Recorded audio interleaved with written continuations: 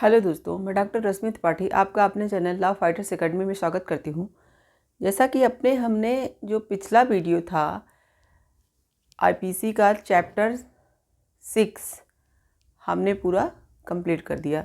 उसमें जो important section थे मैंने आपको 3-4 सेक्शन जो इम्पोर्टेंट थे उसके मैंने आपको बताया, जैसे कि 121, 121A, 124A, ये सब 122, ये सब चैप्टर बहुत इम्पॉर्टेंट थे जो राज्यों के अपराधों के विषय में थे। राज्यों मतलब राज्य के से संबंधित जो लोग अपराध करते हैं उनके बारे में था।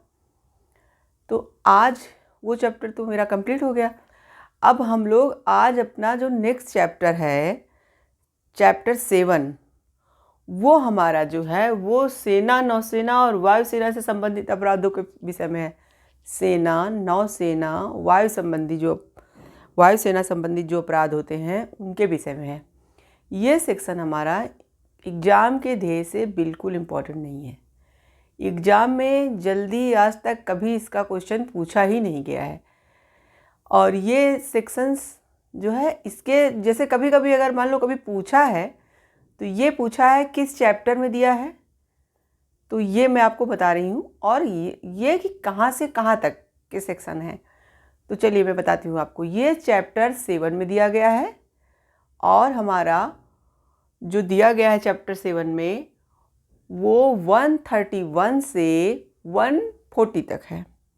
इसमें सिर्फ आप इतना ही याद रखिए। क्या याद रखना है आपको कि जो हमारा चैप्टर 7 है वो सेना से संबंधित है, जो तीनों हमारी सेनाएं हैं उनसे संबंधित है। और कौन सा सेक्शन से कहाँ तक है? सेक्शन 131 से लेके 140 तक। बस जो चैप्टर 7 है बस उसको इतना ही आप याद रखिए। बस यही कभी कभार एग्जाम में पूछा गया है, बाकी कभी कुछ नहीं पूछा गया। अब जो हमारा अगला चैप्टर है चैप्टर 8, वो बहुत इम्पॉर्टेंट है। उसमें भी सभी सेक्शंस नहीं इम्पॉर्टेंट हैं, जो सेक्शंस बहुत ज़्यादा इम्पॉर्टेंट हैं मैं आपको वही बताऊंगी। तो चलिए सबसे पहले हम देखते हैं कि हमारा चैप्टर जो 8 है वो किस चीज़ के बारे में बात करता है, क्या बताता है।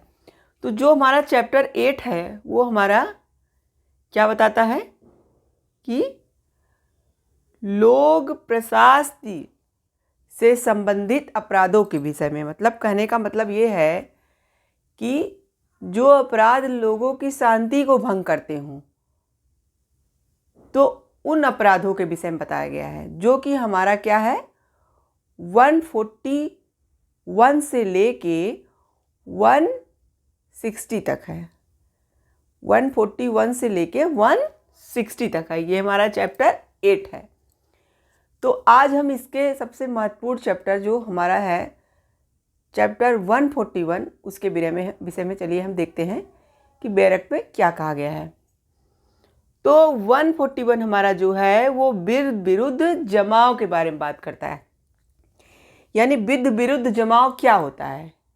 इलीगल जमाव। जैसे मतलब कुछ पर्सन्स एक साथ कहीं बैठ रहे हों तो वो क्या हो, वो विरुद्ध हो। जो हर कंडीशन में ऐसा तो नहीं होता है कि कुछ पर्सन इकट्ठे बैठे हो तो विरुद्ध हो, लेकिन किन कंडीशनों में होता है तो वही आपको बता रहा है।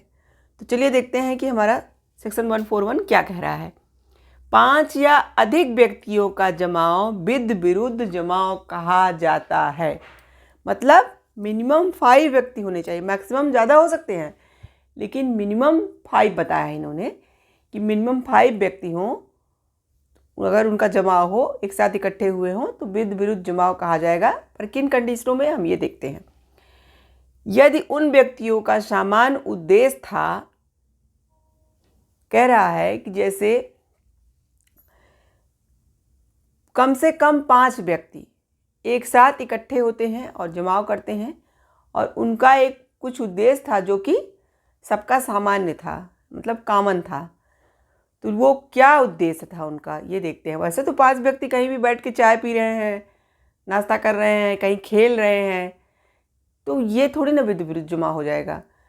क्या कंडीशन है जो हमारा ऐसे व्यक्ति जब इकट्ठे हुए उनका सामान्य उद्देश्य था, तो कौन सी ऐसी 5 कंडीशन इन्होंने बताया है। ऐसा कौन सा 5 कंडीशन है जिसको करने पर वो विधि विरुद्ध जमाव माना जाता है। तो चलिए एक बाय एक करके हम देखते हैं।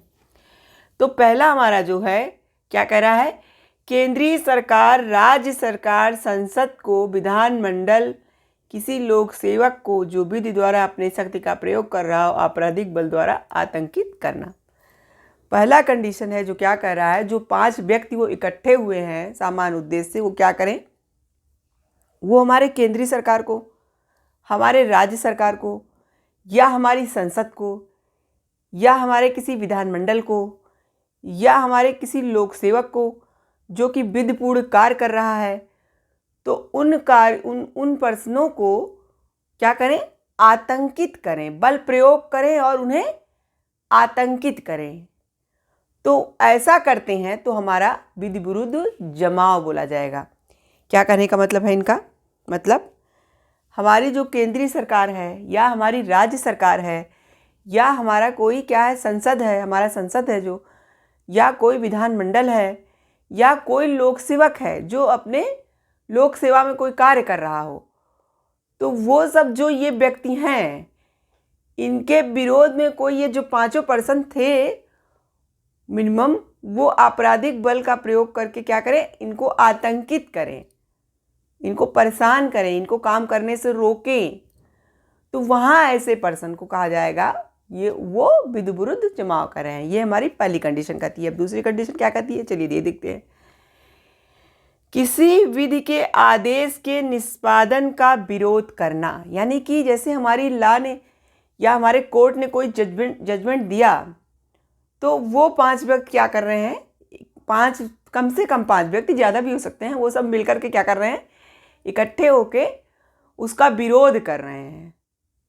क्या कर रहे हैं, उसका विरोध कर रहे हैं। यानी किसी विधि के आदेश, यानी जो हमारी विधि ने कोई आदेश दिया है, या हमारा कोई मान लीजिए कोई नया नियम कानून नहीं बनता है, या कोई कोर्ट हमारा ऐसा फैसला देती है, तो वो क्या करते हैं, उनका अवहेलना करते हैं, एक साथ मिलके उसके बारे में उल्टा सीधा बोलते हैं। तो ये हमारा होगा सेकेंड कंडीशन। अगर वो ऐसा करते हैं तो वहाँ विधि विरुद्ध जमाव कहा जाएगा। तीसरा वाला क्या है, किसी रिष्ट या आपराधिक अत्याचार या अन्य अपराध का करना, यानी ये 5 कम से कम 5 व्यक्ति मिलके, ज़्यादा से ज़्यादा भी हो सकते हैं, क्या करें, रिष्टि करें या कोई आपराधिक अत्याचार करें या कोई और अपराध करें, तो वहाँ पे कहा जाएगा वो विधि विरुद्ध जमाव कर रहे हैं।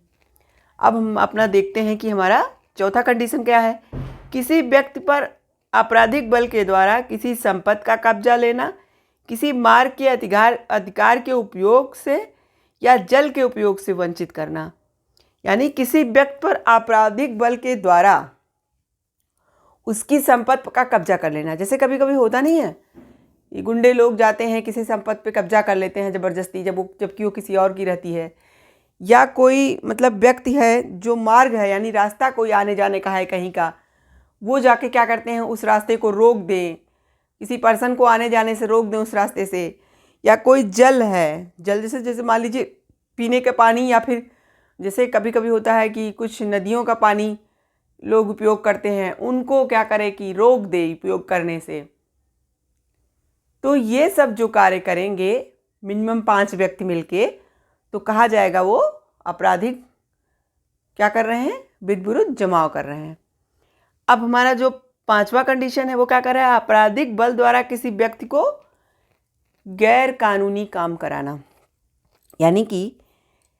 यानी 5वां कंडीशन हमारा क्या कह रहा है कि आपराधिक बल का प्रयोग करके, जैसे ये मिनिमम 5 व्यक्ति हैं जो वो अपना सदस्य मतलब इकट्ठा करके क्या करें कि किसी व्यक्ति को ज़बरदस्ती कोई काम कराएं, वो काम जो गैरकानूनी काम है, यानी जो विधि विरुद्ध काम नहीं है, इलीगल काम है, उसको ज़बरदस्ती उस पर्सन से करवाएं।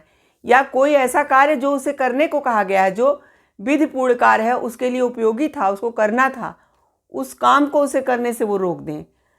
जैसे कि कोई पुलिस का काम है कि मान लीजिए कि किसी कैदी को गिरफ्तार करना, तो उस कैदी को ये लोग पुलिस पकड़ने जा रही है, तो क्या करें, ये लोग पुलिस को ऐसा करने से रोकें।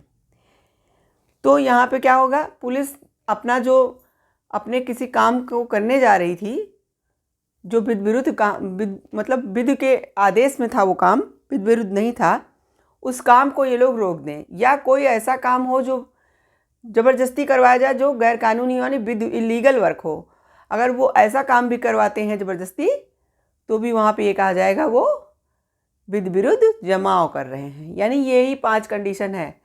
अगर इन 5 कंडीशनों को मिनिमम 5 व्यक्ति मिल करके, और जिन 5 व्यक्तियों का समान उद्देश्य है, यानी एक ही उद्देश्य है ये काम करने का, तो वहाँ पे अगर वो व्यक्ति ऐसा कार्य करते हैं ये 5 कंडीशनों वाला, तो कहा जाएगा वो विद विरुद्ध जमाव कर रहे हैं।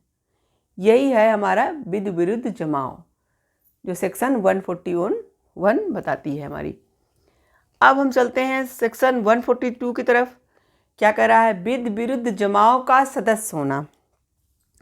सेक्शन हमारा 142 जो है वो ये बता रहा है कि विद विरुद्ध जमाव का सदस्य कैसे आप बनोगे। तो कह रहा है कि जब किसी व्यक्ति को ये पता है कि जो जमाव हुआ है वो विद विरुद्ध हो रहा है और उसके बावजूद भी वो जाके उसमें शामिल हो जाए, तो कहा जाएगा वो पर्सन भी विद विरुद्ध का सदस्य माना जाएगा। जैसे कि मान लीजिए अगर हमको पता है कि वो मतलब कुछ व्यक्ति इकट्ठे जो हो रहे हैं वो इसलिए इकट्ठे हो रहे हैं कि वो कोई ऐसा काम करने वाले हैं गलत, फिर भी और उनका मतलब सब लोग मिल करके ये जो 5 कंडीशन आपको बताए हम, वो वही कंडीशनों में कोई काम करने वाले हैं, उस पर्सन को पता है, वो फिर भी जा करके उस सदस्य में शामिल हो रहा है, तो कहा जाएगा वो कि विद विरुद्ध का वही सदस्य है। अब हम चलते हैं अपना नेक्स्ट सेक्शन 143 की तरफ, जो क्या कहता है विद विरुद्ध के सदस्य अगर आप हैं तो उसके लिए आपको दंड क्या मिलेगा, यानी कि आपको क्या सज़ा का प्रावधान है अगर आप विद विरुद्ध जमाव कर रहे हैं और उसके सदस्य हैं आप, यानी आप उसके सदस्य हैं तो आपको क्या सज़ा मिलेगी। तो सेक्शन 143 कहती है कि यदि आप विद विरुद्ध जमाव के सदस्य हैं तो आपको कम से कम 6 माह की सज़ा मिलेगी, जो कि सादा या कठोर में से कोई एक हो सकती है, प्लस उसके साथ फाइन लग सकता है या सिर्फ फाइन। मतलब 6 मंथ का आपको कठिन या सादा कारावास में से कोई एक प्लस फाइन अथवा फाइन। तो ये है अगर कोई विद विरुद्ध जमाव का सदस्य बनता है तो सेक्शन 141 हमारा क्या बताती है, विद विरुद्ध जमाव क्या होता है। सेक्शन 142 हमारी ये बताती है विद विरुद्ध जमाव में सदस्य कौन होगा। सेक्शन 143 हमारी ये बताई कि विद विरुद्ध जमाव के जो सदस्य होते हैं उनके लिए दंड का क्या प्रावधान है, कितना दंड उनको दिया जाएगा। तो ये था आज का हमारा 3 सेक्शन जो कि बहुत ही इम्पॉर्टेंट है। और जो विद विरुद्ध हमारा जमाव है उसको आप समझे रहिए, क्योंकि जो आगे के हमारे सेक्शंस आएंगे वो ये हमारे विद विरुद्ध जमाव को ही लेके मतलब बनाए गए हैं, उन्हीं को शामिल करके ही आगे जो भी हम पढ़ेंगे दंगा बलवा वो सब में यही सब आएंगे। तो जब हम ये समझे रहेंगे कि विद विरुद्ध जमाव क्या होता है तो फिर हमें उन्हें समझने में आसानी होगी। तो आज के सेशन में बस इतना ही। आशा करते हैं कि ये सेक्शन सारे आपको अच्छे से समझ में आ गए होंगे। अगर फिर भी नहीं आए तो आप हमें कमेंट बॉक्स में क्यूरी करके हमसे पूछ सकते हैं। और हमारे चैनल पर अगर आप नए हो तो लाइक कीजिए, सब्सक्राइब कीजिए, बेल आइकन को दबाइए, जिससे आपको हमारे जो भी वीडियो नए आए वो आपको नोटिफिकेशन मिल सके। So thank you very much.